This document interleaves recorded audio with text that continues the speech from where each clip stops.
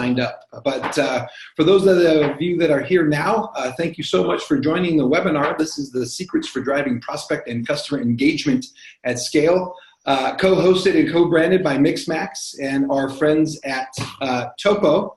So leading us in the conversation today is myself. I'll introduce myself. My name is Don Erwin. I am the head of revenue for Mixmax.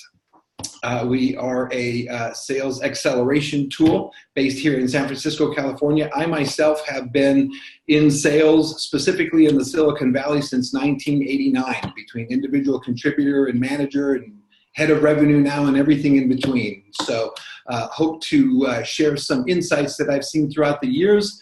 If anything, hopefully you guys walk away with one or two little tidbits of things that you learned from today, and look forward to having a great webinar. With me, I have Craig Rosenberg, who I like to call is kind of the godfather of the ABM sales process. Craig, I'll let you introduce yourself.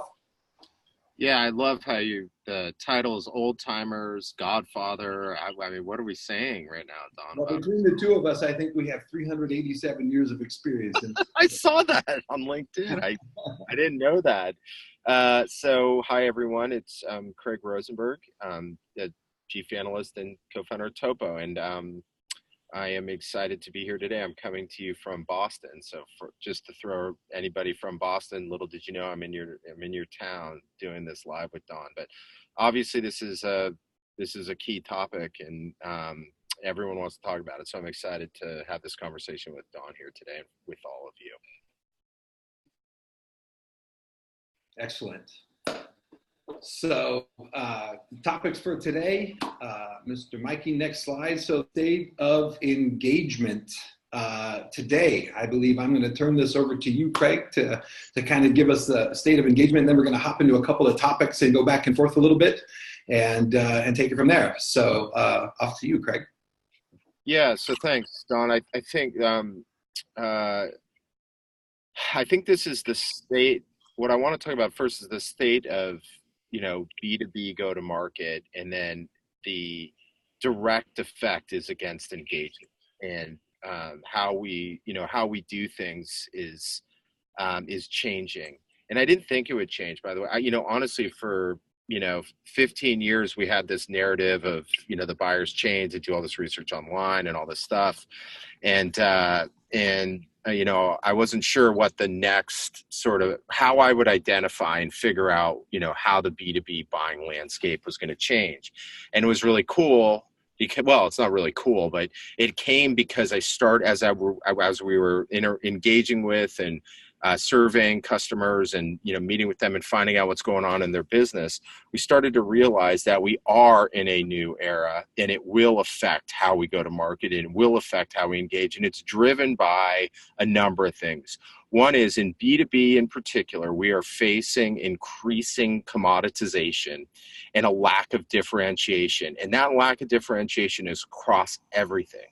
Your products look the same to the buyers, your marketing looks the same to the buyers. I mean, you go check blog posts from competitors in the market, you will find the same variation of the same topics on everyone's website. It is hard to see through the trees.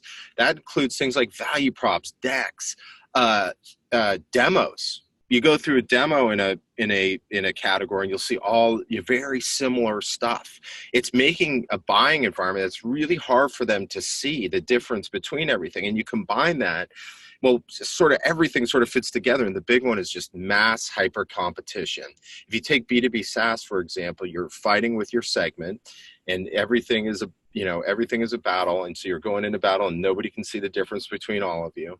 And then you've got the cloud. So, it's interesting. Like if you take the sales tech cloud, for example, it seems like everyone's kind of got a little bit of a tentacle into everything. And so it's kind of hard to see the differences if you're a buyer, and if you combine that with the inundation of information that you're getting today, being able to rise above everything, being able to create a relationship from the moment of your first touch on, right, and delivering like a customer experience, not just from when they're customers, but across the entire life cycle, is going to be the main differentiator. And I always tell people that everyone says, well, one of the analyst firms predicted that salespeople will go away. We're going to lose all these salespeople. But now I think we're learning that salespeople are the only point of differentiation left.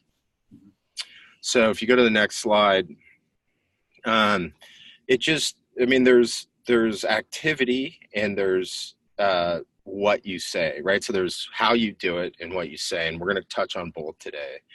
But there's a lot of data that tells us that it's getting harder and harder to reach the buyer. All the factors that I just mentioned don't mention the single most important thing, was that inboxes are full. Nobody has phones, right? They have phones, but they're rarely by their desks. Many people don't have their phones near them all the time.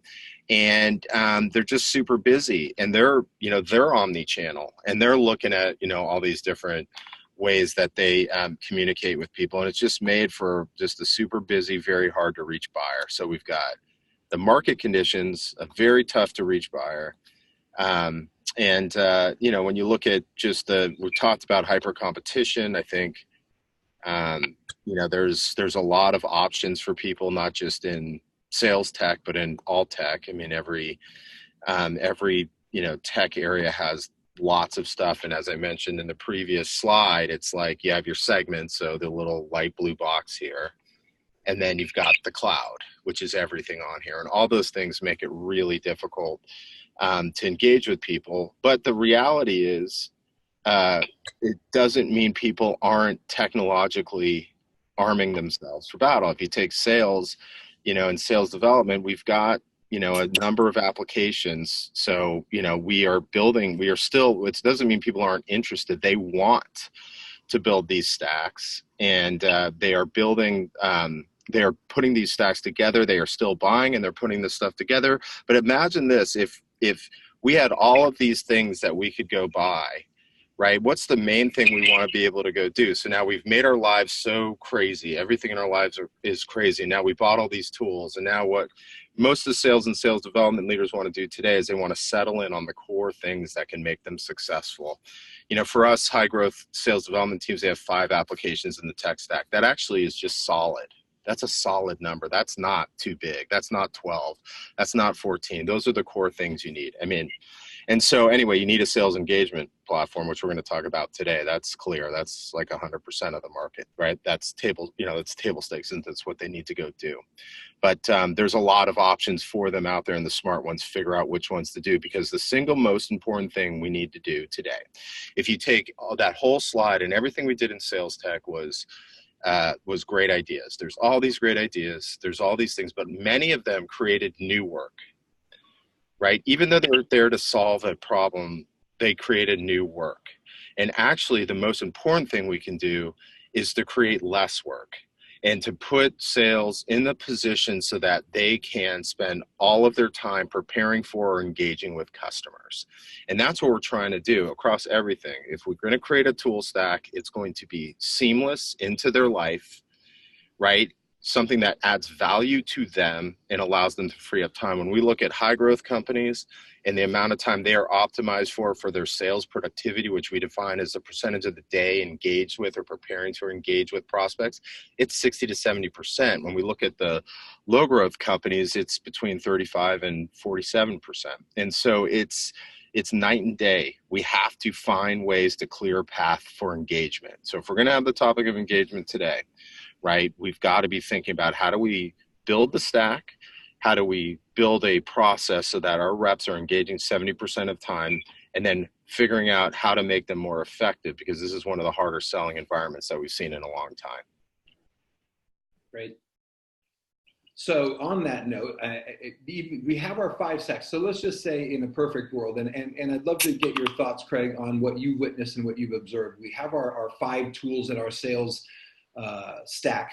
How many companies have you consulted with, have you worked with that still don't necessarily take advantage of all of those tools and are still kind of trying to think about doing things the old way by just sending out thousands upon thousands of emails to folks without really thinking about who they're sending to and hoping they get that 1% to 2% response rate, and not necessarily utilizing the tools that they bought in their sales stack that their sales ops person and their leadership team has put together for them? Do you see that? Well, I wonder if you're, I wonder if there's two things working there. Because remember, people can use a sales stack to go batch and blast emails, lots of Sure. 1% rate. Of course, right? I mean, the core tools, for me is there's two parts to that. So one is uh, zealous buying, right? And but not just zealous buying. Like if you're going to buy something, we have to identify the problem we're going to solve, but more importantly, we have to consider that sales and SDRs are we have to make them they are hyper efficient actually by nature, right? They don't like to try new things that might, take them out of, take them off course and whatever. And like, so of course there are people that aren't using them, probably frankly for good reason, on some of them that they've bought, right? Many of them, they're just not enabled on. They don't, they don't teach the reps how to go use it. They don't, focus on adoption and train them up on those tools. And, that if they want the tool to work and they don't do that, then, they're not going to be successful. But I would say actually the fact that in many cases, sales and SDRs aren't using the tools is actually a sign to the person who bought it. Because look, I mean, sales and SDRs are going to use tools that they think are better than them. They're going to use your tool, Sure. right? Absolutely. They're going to use their tool all day because, right, it's of 100% benefit to them. And I definitely would rather have folks selling than spending time entering notes or doing work in a CRM or in another tool that's not selling. So, and that's kind of for first topic here is getting our SDRs and our AEs to own their book and own their time.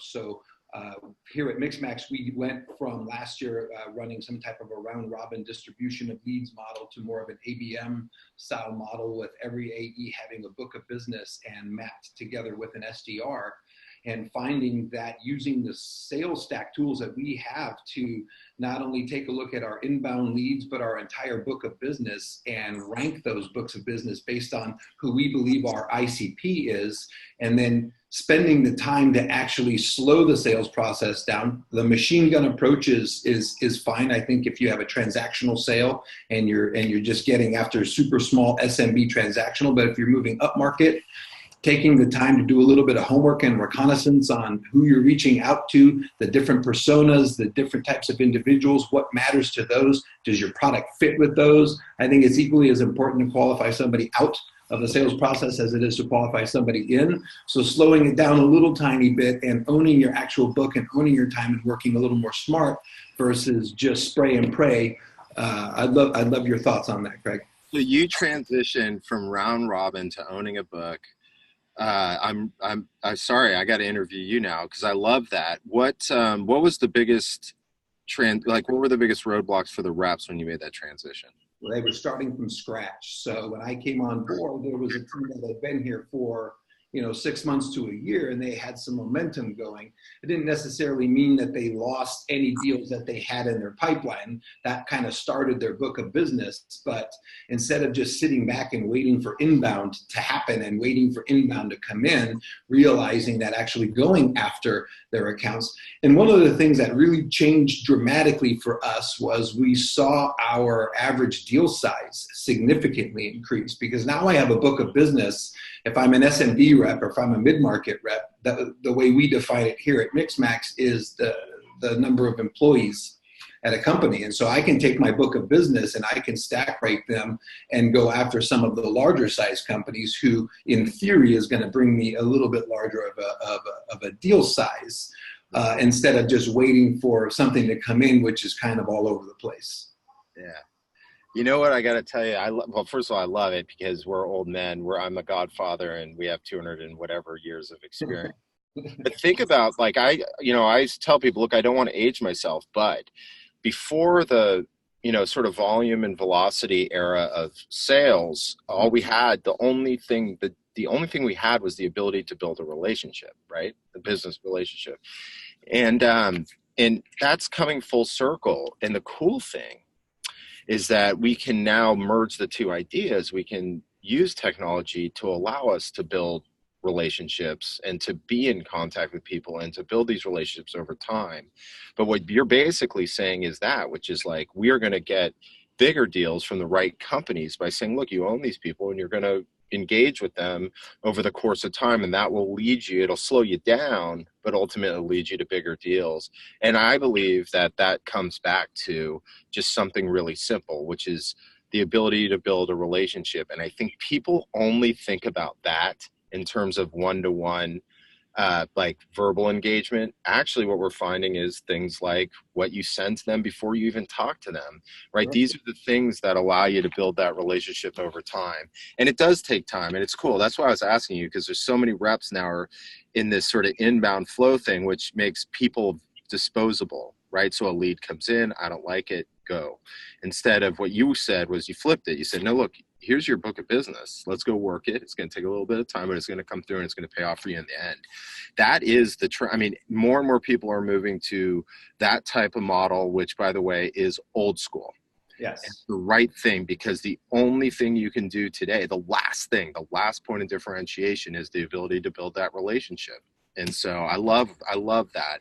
We're seeing that across the board. We're seeing everyone's going, oh, account-based, it's only for, $1 million deals. It's not true. Like, we're seeing exactly what you're doing, which is inside sales team, earmarking territories, accounts, whatever, and having them work the territories and being able to use these tools to go do that. I think we'll talk about some of the tactics over time. That is key. I love what you did. No, absolutely. I know you didn't bring me on there to compliment you. But that is important. It is important for all of us to talk about that. I mean, I think, before we hop on to topic number 2, just a final point on that. I think one of the things that you said repeatedly on this last topic was building that relationship. What I've seen in the years that I've done this is technology has obviously made us smarter. Technology has obviously armed us with much better information. We have tools that can tell you what your ICP is and reach out to this person, and this is companies ready to buy, whatever the case is. But at the end of the day, it's all about building that relationship. People buy from people they like, people they trust. And I use the tools to break down that initial get in to the door. And then once it's there, then you have a relationship sale. And what I've seen in my career is too many companies rely on technology and technology only to believe that they can have the technology do all of the work for it. And to your point previously, Craig, is the salespeople. We're kind of the last hurrah. And so it's still building that relationship that matters most. So. Yeah, but what about this, Don? What if we said, yes, we're old, and yes, we're coming from our heritage in selling, but I believe that it's more important than ever because of the way the market is today. I believe that core tenet of selling, just building the relationship, is the most important thing you could do, even more so today than ever before. Yeah, differentiation. That's exactly right. So topic number 2, personalization versus, all-in automation. And so I'd love your thoughts on that, Craig, on when to go personalize versus when to use a machine gun approach to just getting thousands of messages out there.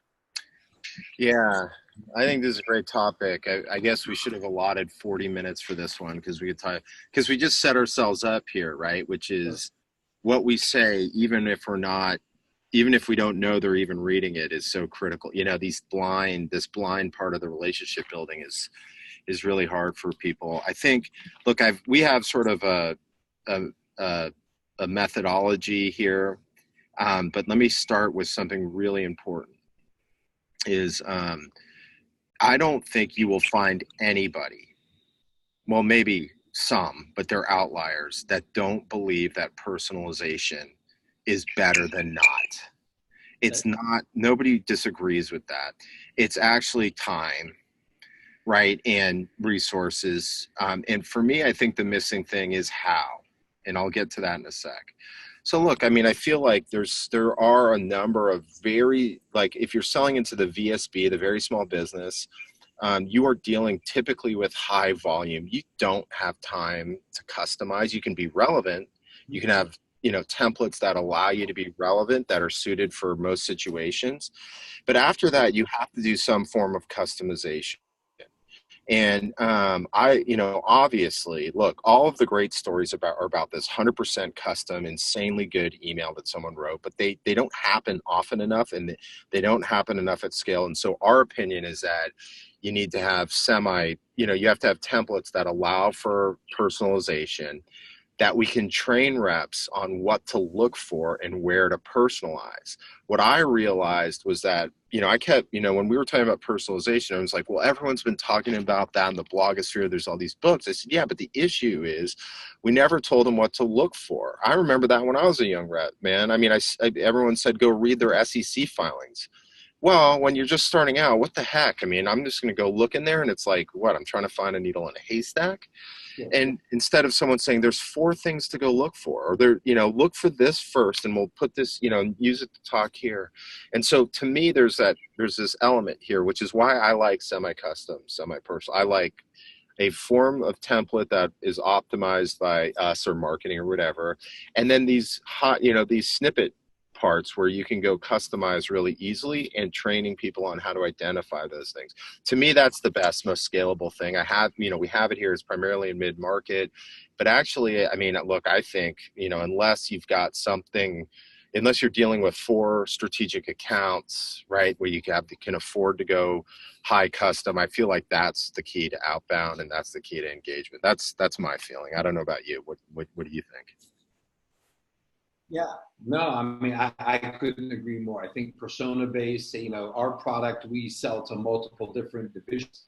To a CRO is going to be different to a marketing person, is going to be different to your head of people. And so how you speak to those individuals, you could still, I believe, use a relatively templated email as a guide, but still by putting personalization things in there that matter specifically to that individual.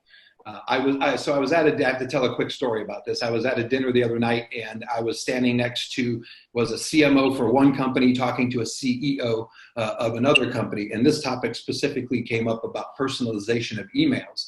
And the CEO started going down this rabbit hole. And then a couple people standing around us overheard the conversation, and everybody jumped in. So I thought I'd share that, personalization doesn't necessarily mean go tell your SDRs and your AEs to go look on their LinkedIn profile and see that they went to Florida State University and, start your email off with, go Seminoles or something along those lines. And so it's more personalization to their business. Do I have customers like this? What does this company do as a business? If I have a customer that's in the same segment as them, what challenges do they have? What do they use our product for specifically? And talk about how, I've seen companies like yours specifically have challenges. Do you have similar challenges? Personalize it in a sense that matters to them for what they're trying to accomplish in their deck, not go Seminoles that was 73 years ago and I could care less, to be honest with you. So if there's any kind of a tidbit that I can help share to folks is like get personal based on the business need, not necessarily personal as far as, the colleges and all the kind of fun,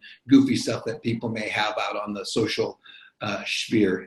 If I totally 100% agree with you. Really quick though, I did see so SMB means small business. ACV is average contract value, so the size of the deal. ICP is ideal customer profile. That's like the definition of your target market. So anyway, I just want to mention that I saw those things come through on the chat. You nailed it. By the way, hey Don, I was thinking as you're talking, one thing we found on personalization is the single most attractive thing to personalize against is to identify the company or the person, and as you said, anything happening in their business, and peer mentions are the stickiest form of engagement, and they scale. You can learn these stories and you tie those things back. So your story was perfect for me. That was perfect. That's exactly right. You want to talk about enabling personalization, right? Love it. Peers, and not Florida State. Yeah. Until you guys come back up and get the football. Nothing against Florida State. Let's just make that. So tips to increase engagement, if it's emails or phone calls or whatever it is, let's rising above the noise. Craig, what are your thoughts here? Well, I was thinking, it looks like this is an example from you guys, which I love, and I was hoping you could give me a little bit of color, and I could grill you on this one. Yeah, no, that's perfect. What we find, I mean, so obviously Mixmax is kind of an email tool, sits on top of Gmail, and so you could send a bunch of really targeted messages and personalized messages specifically about the business. And we also work with so-and-so, keeping up with the Joneses and all this and that. But from time to time, people get busy. So like you and I probably receive hundreds of emails a day, and they all, after a minute or two, blend in and look exactly the same. We find that rich media, as you're seeing a couple of different things flow through here, we have a poll, we have let's mark some time on my calendar. We have the ability to put a Giphy or, just some rich type media in there to be able to have the customer be able to get back to you quickly without necessarily having to stop and type something. Is this still something you guys are interested in moving forward with? Yes or no? You couldn't imagine how incredibly high of an engagement score we get on that once we're in the middle of a deal cycle and we think everything is going great and we're trying to control the sales cycle and we have all of our next steps identified, but that scheduled call that was scheduled for today just got pushed because the other person has a meeting. It's top of mind for you as an individual salesperson carrying a quota. It's not always top of mind for the individual that you're trying to sell to. So to be able to continue to control, or not necessarily control, but to keep the sales cycle moving forward, things like a quick video inside, a quick poll, here's my calendar for the next 7 or 8 days with 5 or 6 different open times on, pick a time that's better for you, and just getting up just a standard templated, text type email is, we see a very high engagement rate, even with C-level individuals, VP level individuals, because by the time they make the decision, should I reply back to this or not, they've read it already, and it's a yes or no button, whatever type of format that you send, and you generally get, we see that we generally get some type of a response on that versus just complete ghosting. I love it. By the way, I am, yes, I'm getting distracted on the chat for fun. While you're talking, I'm still listening to you, but a guy named Troy wrote, note to self, don't send Craig emails in the middle of the day. I just thought that was really funny. Hey, man, doing the research and figuring out what works. I think there's a couple things on this slide I think are, so we have the pursuit, right?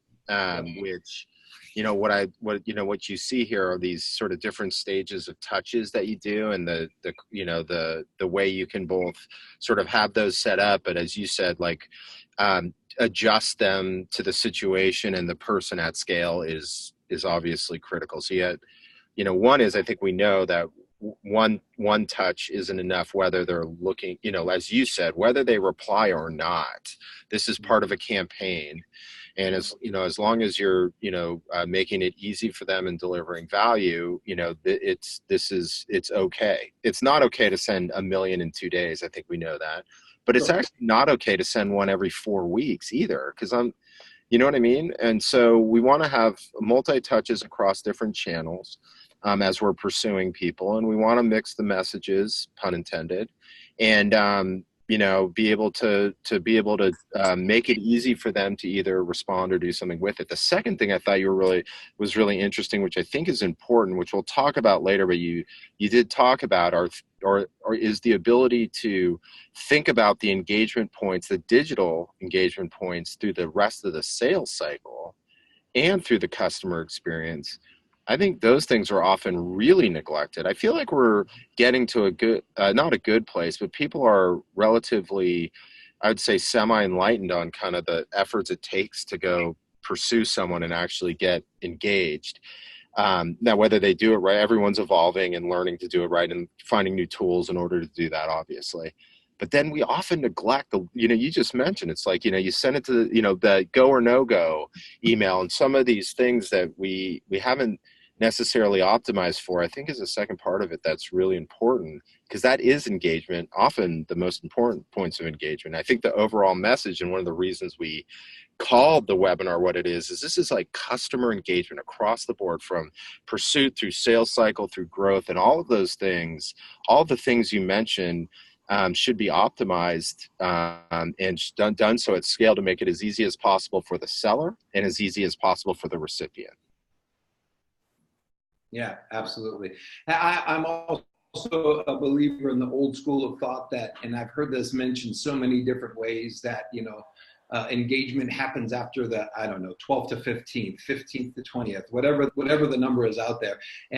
But I do see that most people give up after 3 or 4. To me, sales, half of it is luck, half of it is timing. Yep. And one of those you potentially can control. The other one you can't. And if you give up too early, and if you're just staying stale with your messaging and not mixing it up, to your point, Craig, with the difference of voicemails and emails, and we even open up text messages, highly effective videos, all those different kinds of mediums, and stay at it, you'll eventually get to where you're going to. So, yeah, topic number 4: minimizing points. I hate to interrupt you. Yeah, no, good. Come on. Well, you said something, and that is so important. You know what I realized? Here's one generation gap. I love it. We set the theme. We said we're old men in a new man's game. Here it is. But I think people think that when they send the 3 touches, that if they don't hear anything, that implies someone is not interested. That is not true. Exactly. Well, it's not true. What you said is really important. There's luck, obviously, and there's timing. And if you give up, you're frankly going to miss both, right? And as long as you are not sending the same message over and over, as long as you're trying to add value and trying to mix it up exactly what you're saying, you're doing the right thing, because the main message is, because someone didn't respond to you once, someone didn't respond to you 5 times, it doesn't mean they're not interested. It doesn't. And so that's really important. That's why you got to stick with it. And I totally agree with you. So sorry to interrupt. I just had to piggyback on that, because I think yeah. Now that you added that, before we even move on to topic 4, Mikey, who's sitting behind the scenes running this for us here, I'm sure there's some folks on the line that run a business similar to Mixmax. We have both a self-serve model and as well as a go-to-market sales team. And so when we talk about, multiple touch points, and we talk about half luck and half timing, some of the touch points and the personalization, touching back to that, for us, is we're fortunate enough to be able to go in and see how many people at ABC company is using our solution and paying for it as an individual. And to think that you're going to now start reaching out to the VP or the C-level individual to talk about how can we continue this through your entire team at scale. Oh, and by the way, we can save you some money in the interim, because 37 people at your company are currently paying for our solution individually. Is amazing. So if there are folks on the line that have that type of a model where you have both of a self-serve and kind of a go-to market team, please utilize that data. It is gold. I will tell you now, it is gold. So thanks, Mikey. We can head to topic 4. So minimizing drop-off points in the sales cycle. So Craig, you have a demo, and your demo to close rate's about 38%, and that could potentially be higher. What are your thoughts here? Yeah, well, I think the main point is, so first of all, nobody can tell us that we didn't try to make this conversational. We let Mikey come in, we'll let anybody come in, we're going to do that. Yeah, no, look, I mean, I don't think anybody believes that we can maximize against every sales cycle. There's going to be lots of legitimate reasons we don't continue forward. You mentioned one of them, right? Which is like, well, look, if it's not time to work on it, it's not time to work on it. It's okay. But look, most customers who are data centric, and you mentioned data, when they look at sales conversion rates, they realize that there's opportunity even in 3 percentage points, even in 4. And there's low hanging fruit there, so there's hard stuff, which is like changing the approach that you make to each step in this process. And I'll talk about that in a sec. But I want to talk about the low hanging fruit. The low hanging fruit is just deal mechanics and simple stuff. An example is just setting it, sales processes ultimately, I know people get all mad at me, but it's true, it's just a series of meetings. right? It's a series of meetings. And if you're not setting up a next meeting and putting it on the calendar and, you know, sending a good recap meeting and keeping things going, just a small deal mechanic thing, that is actually, there's conversion points in that just missing tactic. I can't tell you how many reps miss that. I mean, years ago when we used to do just pure buying surveys of companies. So like we do buying surveys, but they're big, you know, we're trying to get big macro views, but when we were trying to get micro views and talking to people's customers, it was incredible how many people said, well, we met for the demo and I never heard from them again. But then we go to the sales rep and said, well, I called that person 1 million times. And like, what was the missing piece? Like there was no compelling next step that was set up, that was put in the calendar, just very simple mechanics. And fixing that would have kept the sales cycle alive. And so there's low-hanging fruit. And I think that's just mechanics. It really starts in discovery. I mean, to beat that dead horse, you know, so if you truly understand the why are you looking at us? Why now? And what happens if you do absolutely nothing kind of conversation? Can you help that post-demo conversation? A couple of other low-hanging things that I see as you're moving up market to mid-market and enterprise that I noticed when I joined Mixmax was I had a rep that had done absolutely everything on an enterprise deal. They felt that everything was ready to go. They were forecasting the opportunity. We get to the 11th hour when the customer, according to the sales rep, is going to sign the deal. And at that point in time, he realizes that we have to go do a legal check on our T's and C's. We have to do a security review. There are all kinds of other steps in between. I did a demo to I'm about to forecast and close this deal that you need to understand. And again, thorough discovery and truly understanding what matters to the customer. I touched on those 3 points. Why us? Why now? What happens if you do nothing?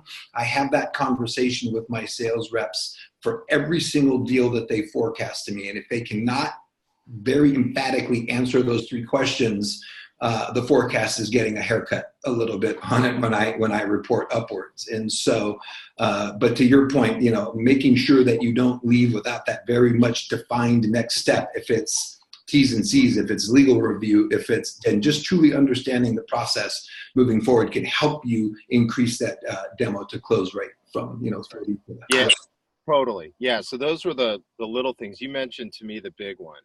The big one is what you just said, is when we look at fallout in the sales process, it is really simple. The deals are won in discovery. It is unbelievable. It is never changed. It always has been won in discovery.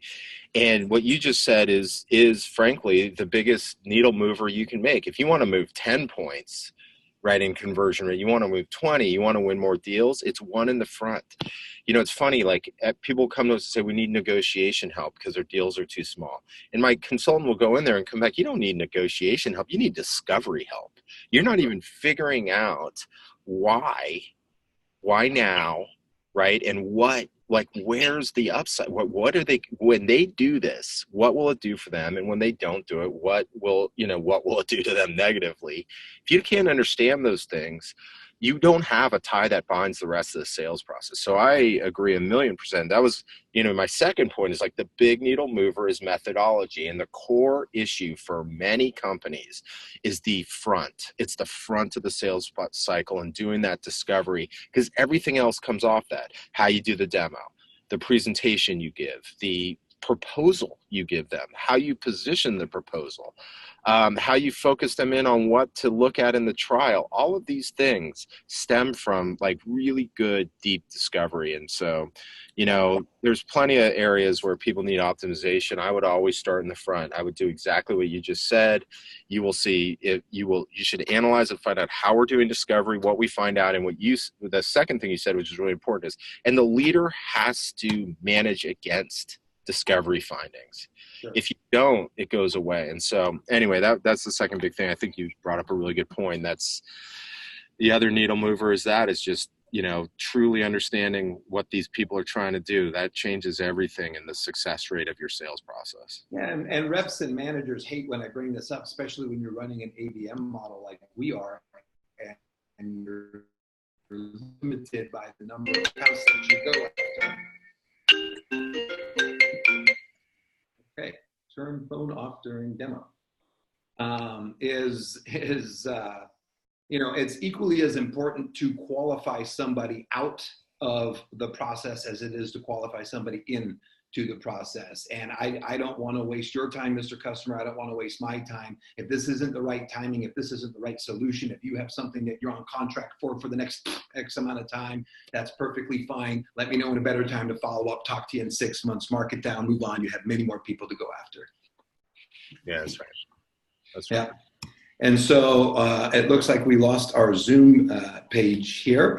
So I'm going to ping Mikey here. Mikey, if you're still on there, I can't see our screen here. Perhaps maybe while we're waiting for our screen to come up, Craig, do you see anything in the?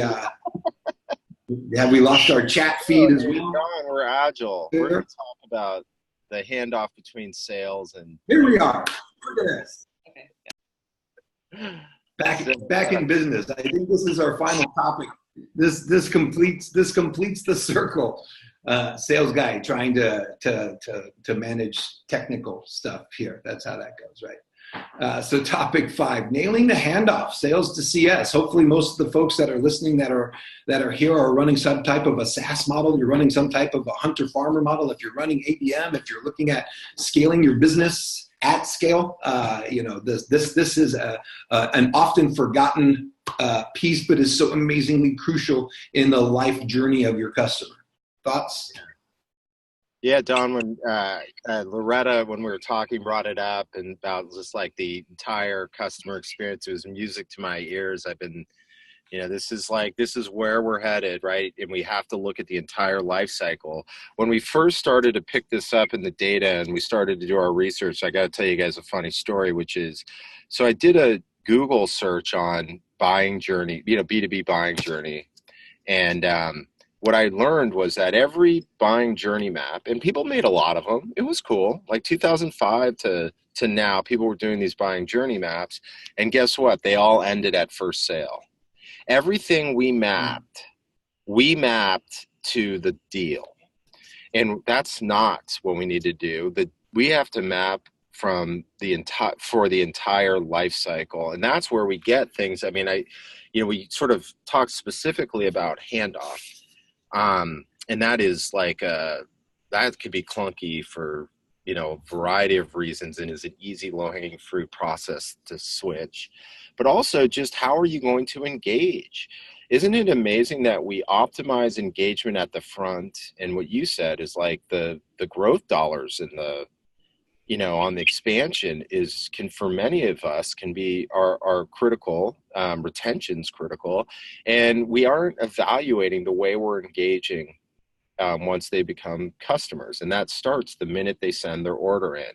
What are the points of engagement that we want to go do, both digital and human, uniquely human experiences? When should they happen, right? When should we reach out? When should we have a meeting? What should we be looking for, like in product usage, and what does that trigger? These things this is a very popular topic right now. We've seen a huge surge in customer marketing job listings. We've seen a huge surge of people now operationalizing playbooks for their customer support, customer success teams, account management teams, because they realized everything they did and all the key investments and resources were done pre-PO. And now actually we're starting to realize that we need to make those investments. We need to start by looking at the entire journey through the handoff from sales all the way through the entire life cycle and start to build our engagement there. We actually, from an engagement perspective, we're going to start with nothing. And we want to start the rise via our prospecting efforts, right? Our pursuit efforts. And obviously, we hope with the sales process, it keeps going like this, but we don't want it to fall off once they purchase. We actually want it to be, we want them to be in our community, our tribe. And to do that, we want to see engagement continue to go up and to the right. And to do that, we have to approach it with the same rigor, similar tools, frankly, similar approaches that we did, pre-PO. And that's different for a lot of people today. It's a good development. It's good for the customer.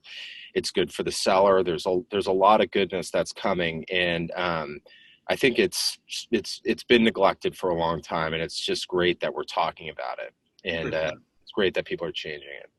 Yeah, and I think about engagement as not just so much engaging in conversation with the customer or the prospect as you get them into your buying cycle and they end up buying your product. It's engagement in the actual product that they're actually. Yeah. It is, if you run a hunter-farmer type model where you have, your AEs that have a quota, and then you have either account managers or CSMs that are responsible for the renewal as well as some type of a percentage of upsell. We've learned, and I've learned throughout the past few years in building this out and doing this, that just simply having somebody follow up immediately after the initial sale and get the customer to log in and to start using the product. And even with Mixmax, when I joined 7 months ago, and taking a look at who we deemed are some of our largest customers are using about 10% of what they're paying for. And having a team that's dedicated significantly to going in and showing them that other 90% of what you could be using with our solution was life-changing for them. You start getting your folks, even if you're not running a hunter-farmer where you have a team on the farm side that has a quota that they're carrying for upsell or additional revenue, you will start to see significant organic growth in your sales, in your product adoption, by just getting the customers that you initially sold to actually log in and start using your product and understanding how to use their product. ROI is a funny one. Each company internally will develop their own ROI tool, but I mean, the engagement to me starts upon that first closed won sale. As far as how you're really getting in, it's definitely not, let's call them 3 months before the renewal with a, hey buddy, long time, how about that renewal coming up? So good luck with that if that's your approach. Well, that happens a lot though, unfortunately, Don. Unfortunately it does. That's exactly right. The only time they talk to them is when they don't, and they send the invoice, which, there's so much value. And if we take it in just engagement, and you mentioned product engagement, I forgot that. I think that's huge. And, but, on the human, just going back to the human side for one sec, if you take the original premise that you and I started talking about, which is it's about building a relationship, if you have a relationship, right, and you spend all this time trying to make this person your friend, and then you never call them again, what does that do? Or you only call them when you need something. And that's just against like the whole idea of building a relationship. That relationship should get better once we've decided to be friends. And product is a key part of that. I mean, like the fact that they're getting value from what it is you told them, right, they could go do, is part of the trust level that we need from a relationship basis. And so, the product thing is a really important message, mention there. I think overall, right, we should be, we just take a simple concept like the building of this relationship and how engagement is key to any friendship, any relationship, any, whatever, form you want to talk about or analogy you want to use. And we have to be thinking about it over the course of time. And as you mentioned, the vast majority of processes today is do everything you can to get them in the door. Some pretty good. People are getting better at adoption. The process is there, but then we'll just have a renewal rep call them when the time's up, or just send them an invoice. That we just got to stop. If we do the adoption right, then we want to continue to build that relationship, continue to help them get use out of what it is that we convince them would be core to our relationship, which is our solution or our product. And, that requires us to think about it, to map it, and to think about the journey and build processes to support it. Exactly. And that handoff from the AE upon close winning the opportunity to your account manager or your CSM or whatever the title is that you have if you run this hunter-farmer model. We often talk about, and this has been the same for myself for the past 3-4 places that I've been, a concept of size of prize. And what I mean by that is oftentimes, our product at Mixmax, again, I mentioned, our product's good for SDRs, for AEs, for account managers, CSMs, about 4 or 5 different business units within an organization. We're not going to win all of them on the very first call. We're probably going to get in and start off with one team. And if you are properly introducing your customer success manager here at Mixmax, who has a quota to increase that.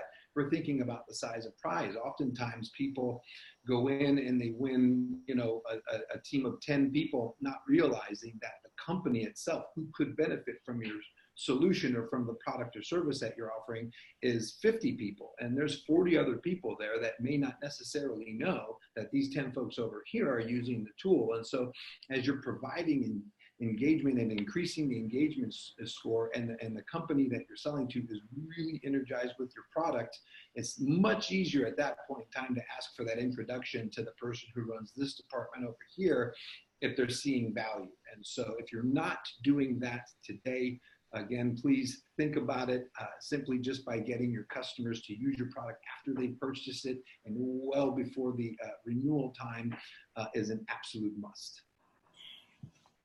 Well said. Thank you, sir. Drop the mic. That's it.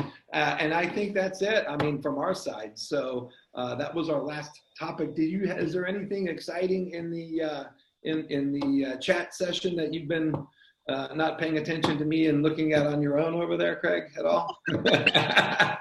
Hey, if there's one thing that I am young at heart about, is I can multitask. Good. God bless you. That's good. Listen, if we didn't get to all the questions, you know, I'll try my absolute best to answer them after the fact if we capture that information. This whole thing's being recorded again. So for those of you that joined, thank you so much. We will be sending you a copy of the recording.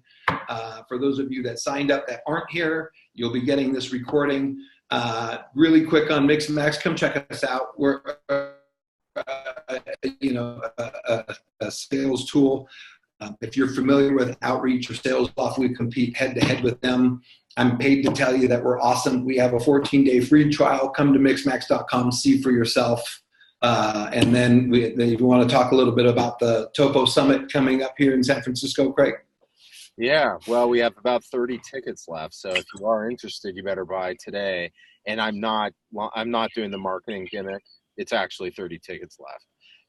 So yeah, it's April 17th, 18th at Pier 27 in San Francisco. It'll be about 1,500 people. And, you know, look, it's been 1,500 people for the last couple of years. That's the total amount of people we can fit in the venue. So it's a very popular conference and it's very tactical. You know, we have real practitioners on stage talking about how they do their business. And so I hope you can join us. If you do, you got to, you know, get into it right now.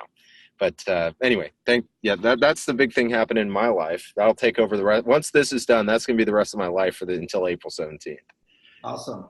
Well, Craig, and for everybody joining, thank you so much for your time today. If you walked away from here with one tidbit of information that you're going to do different than, as from my perspective, mission accomplished. Thank you so much for the time, Craig. As always, it's a pleasure, my friend. Enjoy Boston. It's a wicked cool city. And we'll see you guys all on the next one. Thank you so much for joining. Thanks, everyone. All right.